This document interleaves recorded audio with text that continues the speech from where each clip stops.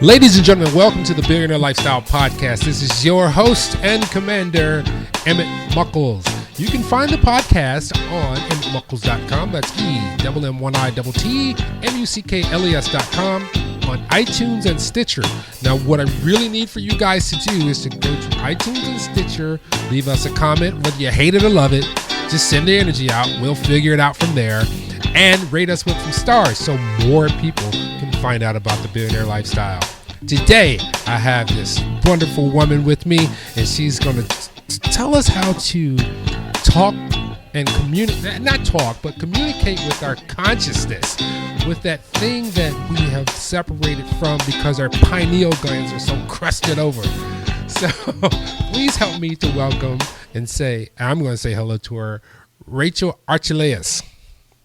Hello, thanks so much for having me. No, thank you for being available. And that's what so much is about, is so many times in today's society, people just don't avail themselves to others because there's a lot of learning that can happen and communication between people. So I'm going to ask you in your words, because I have a tendency to muddy it, exactly what it is that you offer and what your core message is.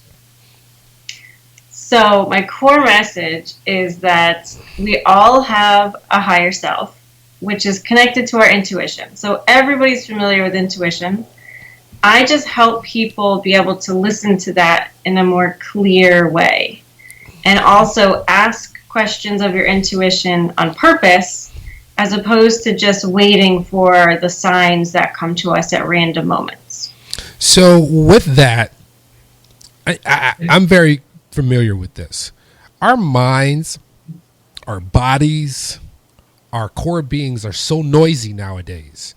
We always have something that is permeating our psyche to where we can barely concentrate.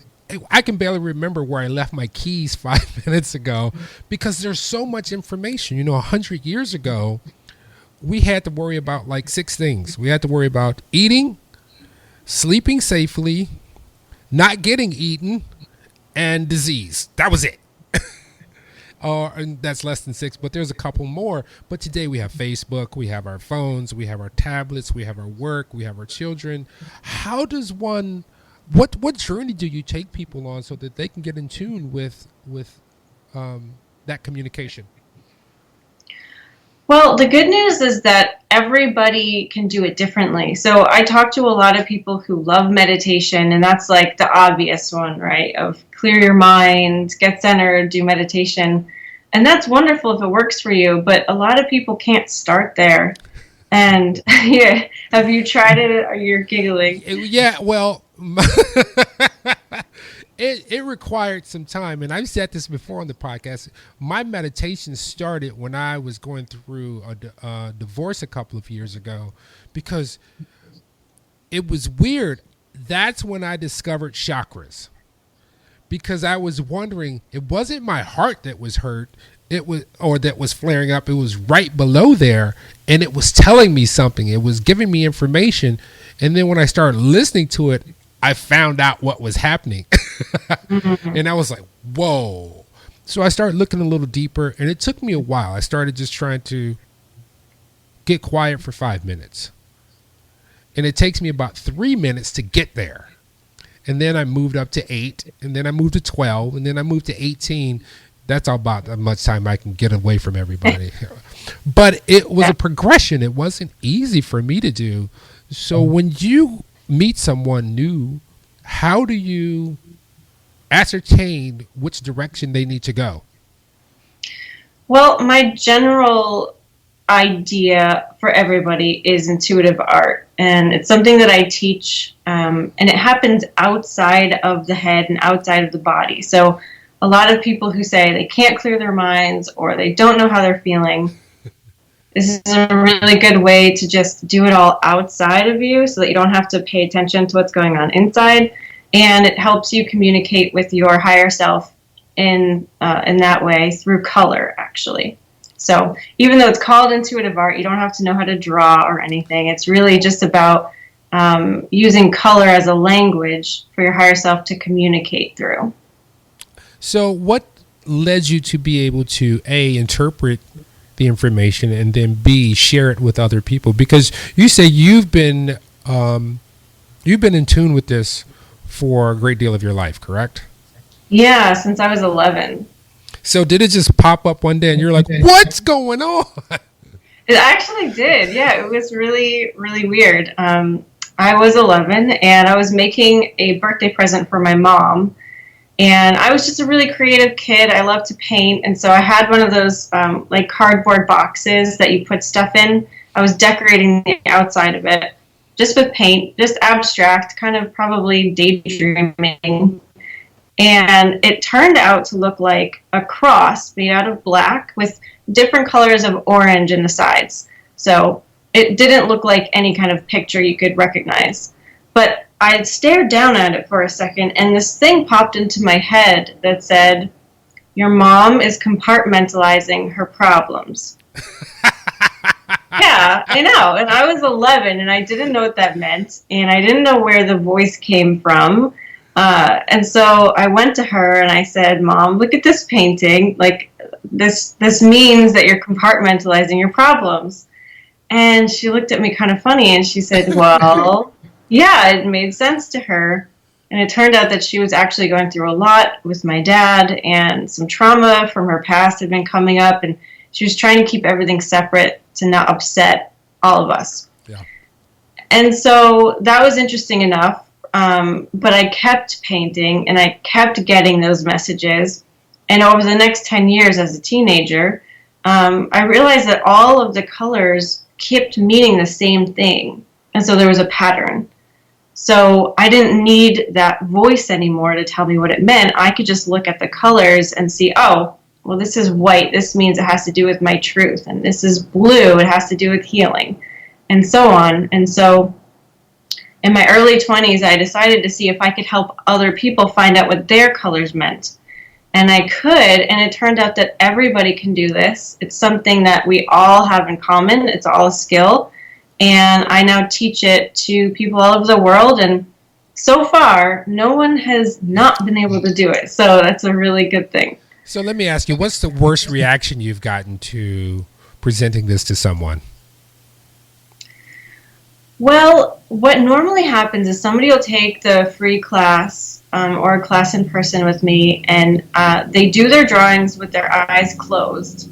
And when they open up their eyes to see the answer, they'll often be disgusted at what they see because it looks like it's something a kindergartner drew that you would not want to put on the refrigerator. So mostly the shock comes from like seeing the colors they didn't like show up in the drawing as the answer. So that's kind of where people get a little hung up. So is there a linear fashion where, let's say you produced a chart of colors and you said, this means this means this means this, so forth and so on, or is it interpretive? Everybody has their own color meanings. And so, got you. Yeah, in the free class or whatever class you end up taking in this method, we help you find your own color meanings right away, and they'll stick with you basically your entire life. So you only need to find your color meanings once, and it's just symbolic with your subconscious of what colors mean to you. It doesn't necessarily mean much, and everyone's color meanings are pretty different. There's some overlap, like a lot of people have purple as a spiritual color, or blue as a healing color, but it does vary. And do you find that there's differences or there's commonalities between women versus women have a commonality and men have a commonality, or as far as age, or is it just kind of unique to everyone? I think it's more what your interests are and what your vocabulary is. So I do work with a lot of people who are into the realm of spirituality, and so they'll tend to have more kind of spiritual answers to what their colors mean. The men will often have a color for sexuality because that's on the mind more. But yeah, it pretty much Let me guess. Is it red? Normally, yes. See? Yeah. Yep. that's already that, know. that's that lower chakra thing that's happening there. I get that. Now, how did you come to making this your part of your billionaire lifestyle, which is, this can sustain my life and I can do good works at the same time? Well, it took me a while to get there. So if you count from the time I was 11, I've been doing this now for 23 years.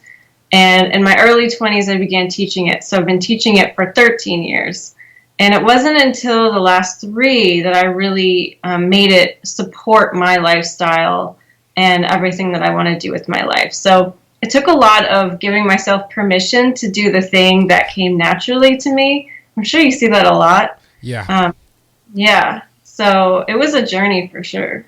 How was it with your friends and family? So I know that you probably you attract people who you need, whether you feel they're negative or positive. You still attract people that you need because they have a lesson that they're going to teach you. And what is your support structure like to help you carry things forward?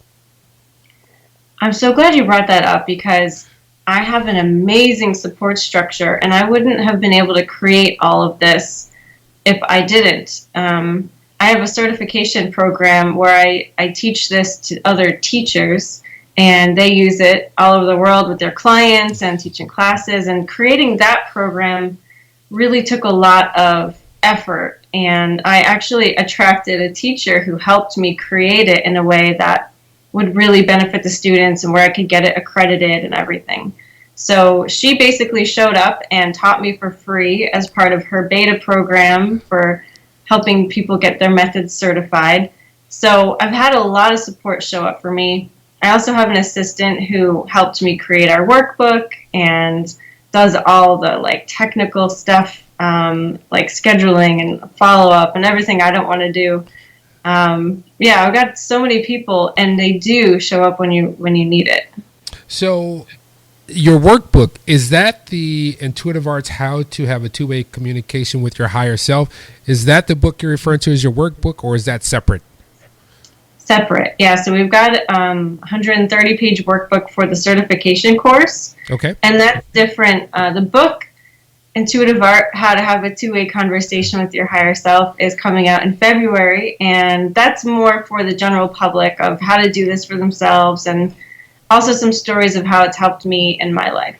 So how are you going to launch your book? Are you going to do it directly from your website, or are you going to do a YouTube campaign, or are you going to go through Amazon, Kindle, blah, blah, blah, blah, blah? What's your method so that, people who are anticipating, who are intrigued by this audio and possibly video in the future can obtain it? I love all of this marketing stuff. It's really something that I could geek out over. And in fact, if you could see my whiteboard, you'd see all of the stuff for the book launch on there. We're doing a 2-pronged campaign, one online. So about a week before the book launches, me and my book partners are going to start promoting it. And we're going to funnel the sales through Amazon so that I don't have to personally ship all the books. But then we're going to offer a bonus where my partners are going to file their people through my website so that they can get some extra materials. And that way, the affiliates will get credit for sales and all that stuff. That's what I was about to say. You're doing affiliate links too, huh? Yeah.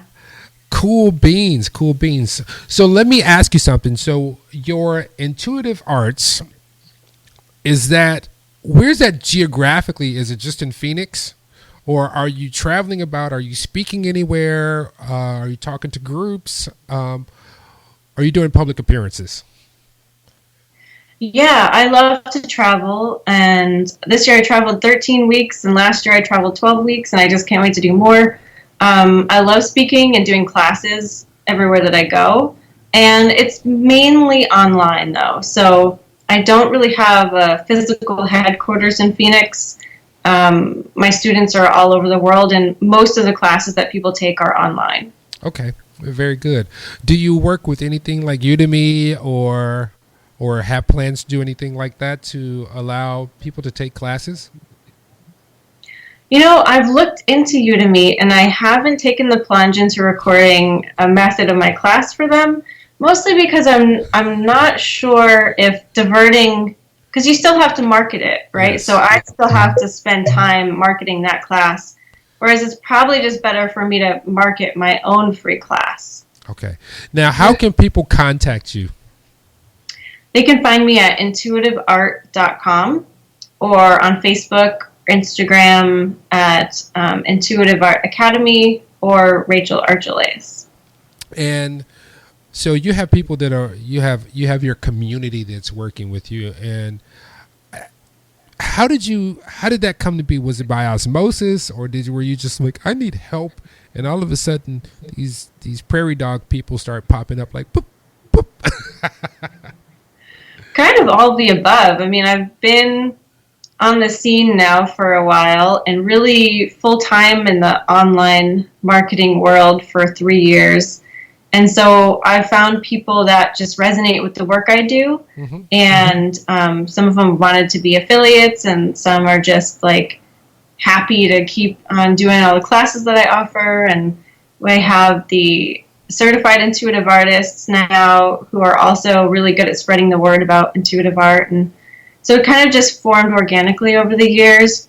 And I feel like if you give people really solid content that they're happy with, they'll spread the word for you. So are you also into yoga and some of the other mind-body connection?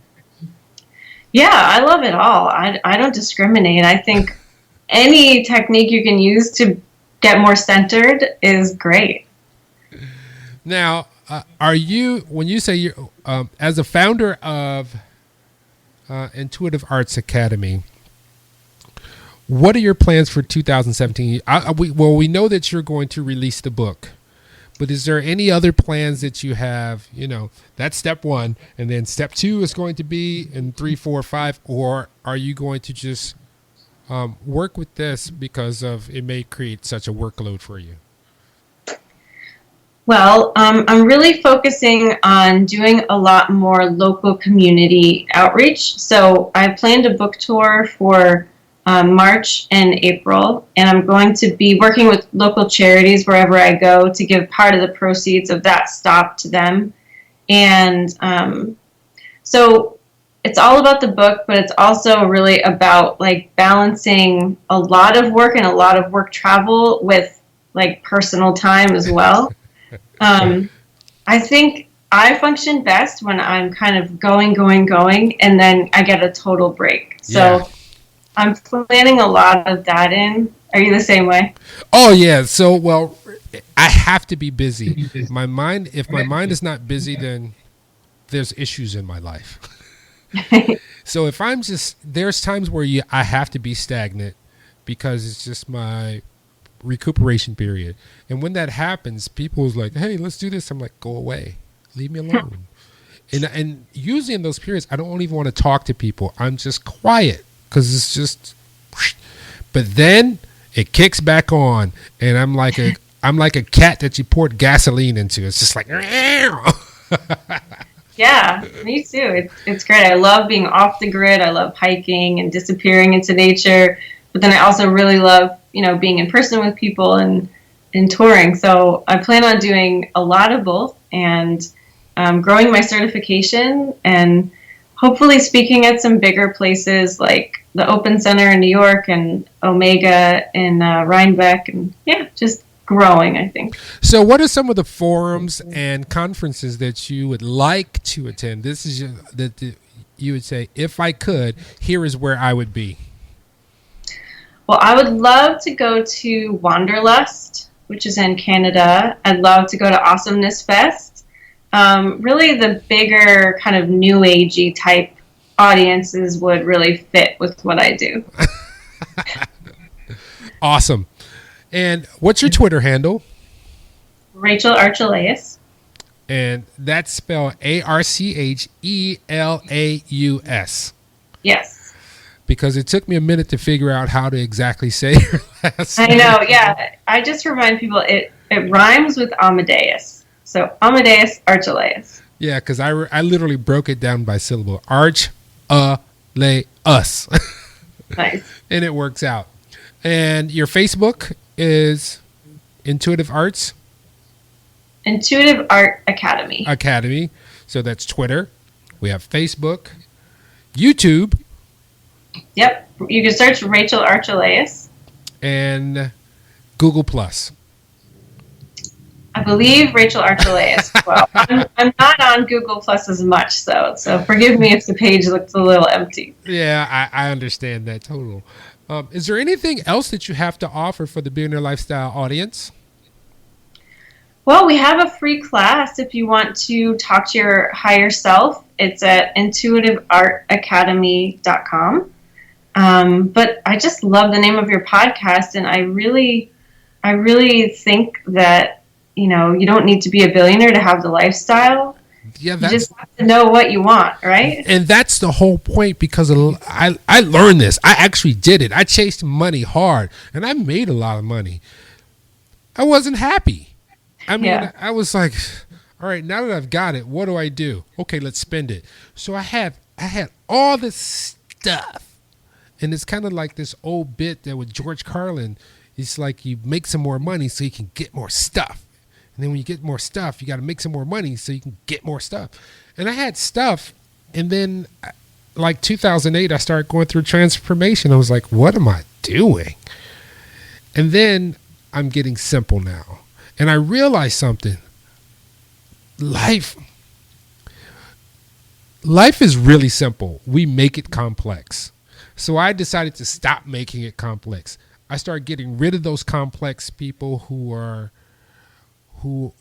don't know their value. And what I mean by that is they're a little bit insecure because they don't know their value. And I can spread this love on you all day.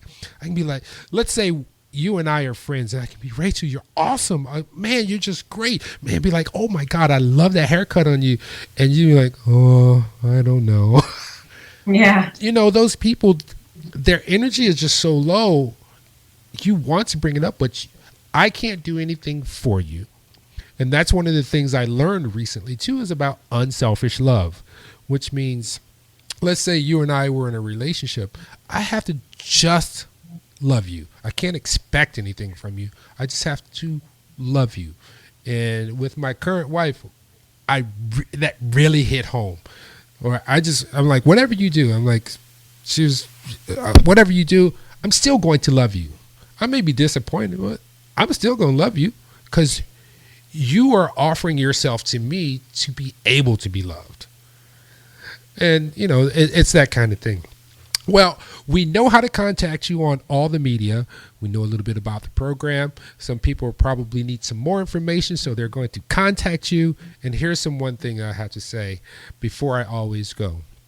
Just like I'm looking at you, I want you to take a look at yourself. There's a beautiful face that will be looking back at you if you look in the mirror. Just look. You'll see that nose. You'll see those eyes. You might see those little wrinkles around the eyes. You may even have little wrinkles around the mouth. That is a 1 in a trillion miracle. Appreciate that. Do not compare yourself to anyone else, because you are specifically a miracle. Once you understand that and you begin to really own and love that love's going to spread out like you would not believe, and this world will be transformed. And with that, I'd like to thank you, Rachel, for being on the Billionaire Lifestyle Podcast. And I bid you all peace. Thanks. My pleasure. All right.